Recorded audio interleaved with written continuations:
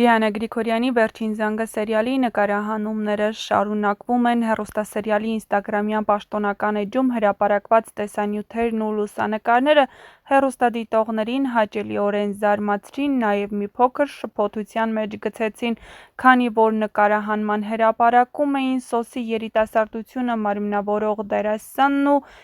Լիլիթի երիտասարդությունը մարմնավորող դերասանուհի Մանե Հակոբյանը։ Հավանաբար այս շրջանում տեսարաններ են նկարահանվում, որոնք ցույց կտան անցյալը, սակայն հեռուստադիտողների մի մասը կարծում են, որ նրանք ինչ-որ կերպարներով հետ են վերադառնալու հեռուստասերիալի դերասանական կազմին միանալու նպատակով։ Իհարկե, այս ամենն ավելի հետաքրքիր կլիներ, սակայն մեր կարծիքով հեռուստասերիալի նկարահանումները նրանց մասնակցությամբ անցյալի փոքրիկ պատառիկներ են։ Սպասենք զարգացումներին, ինչը ցույց կտա, թե ինչ է կատարվել անցյալում Սոսի ու Լիլիթի հետ և ինչպես է պատահել, որ Լիլիթը կարողացել է Սոսին իրենով անել։ Այս ամենը ցույց կտա իհարկե ժամանակը, բայց «Վերջին զանգը» հեռուստասերիալը հեռարձակվում է Armenia TV-ով և սերիալը մեկնարկել է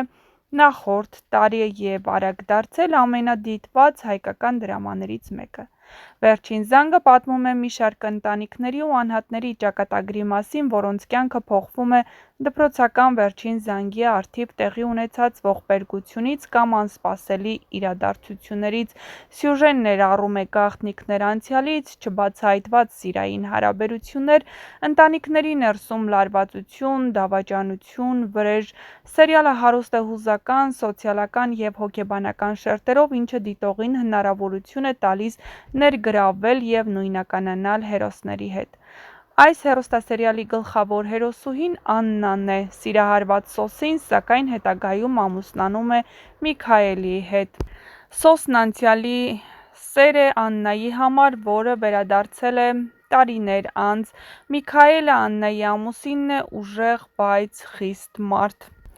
Նշենք, որ հեռուստասերիալը համարվում է ամենառեյթինգային ու սիրված նախագծերից մեկը, նախ նրանով, որ ամեն սերիա ավարտվում է անսպասելի շրջադարձերով։ Դիանա Գրիգորյանին հաջողվում է մշտապես ստեղծել ինտրիգ, արտահայտիչ դերասանական խաղ և թեմատիկա, որը մտերմիկ է շատ ընտանիքների համար։ Արդյոք համարում եք «Վերջին զանգը» հեռուստասերիալը ամենառեյթինգային նախագծերից մեկը հայկական սերիալարտադրության ոլորտում։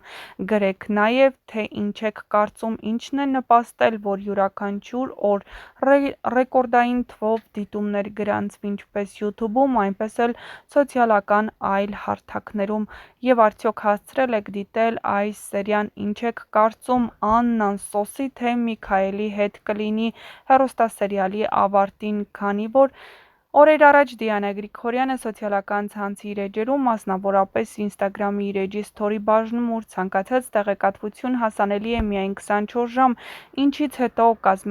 անհետանում է կազմակերպել էր հարց ու պատասխան, որի ընթացքում հետևորդների մի մասը պնդել էին, որ Սոսն ու Աննան միասին լինեն, մի մասն էլ պնդել, որ Միքայելն ու Աննան։ Այս երկու տղամարդիկ էլ սիրում են Աննային, ինչպես երևում է վերջին սերիաներից, Աննան անտարբեր չէ Միքայելի հանդեպ, սակայն Սոսի հայտնվելուց հետո նրա մեջ ամեն ինչ խառնվել է, հատկապես երբ որ տեղեկացավ, որ Սոսի անհետացման գործում մեծ մեղքի բաժինն ունի հենց Միքայելը։